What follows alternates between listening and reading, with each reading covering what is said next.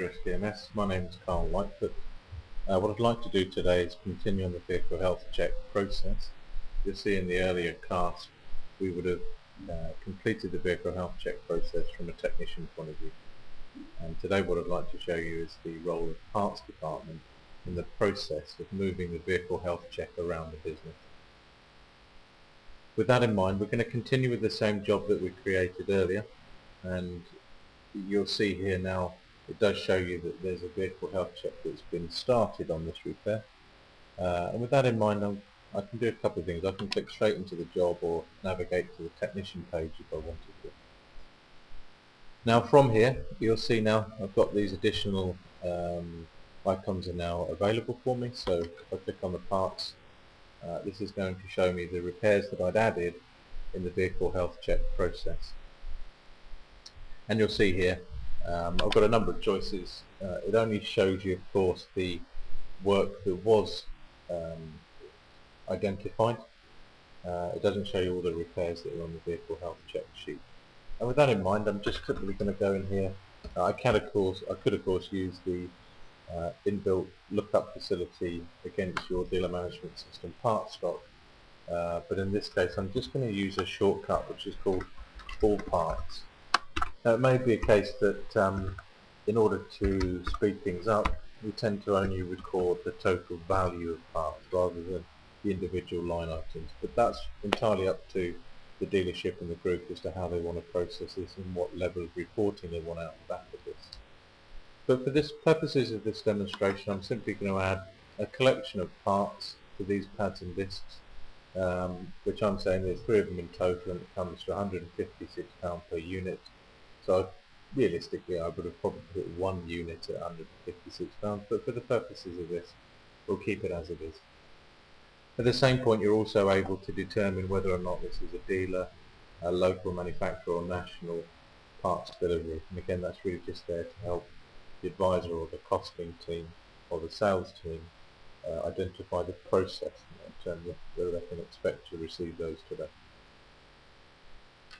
Having completed this then, the process is a couple of things. I can now notify the advisor, if I wanted to, that the vehicle health check has been completed from a parts perspective, so I could notify them accordingly. Or equally I could also notify the technician by poking them that the vehicle health check has been priced from a parts point of view. But typically what will happen now is we'll move this on. So we're going to set this and look for the advisor team. Again, it's important to note you don't necessarily have to send this on to the advisor who's responsible for the job. You could in fact send this on to a workshop controller or someone else who may be doing the costing element of this, in fact costing and sales. So you have a fair degree of freedom there.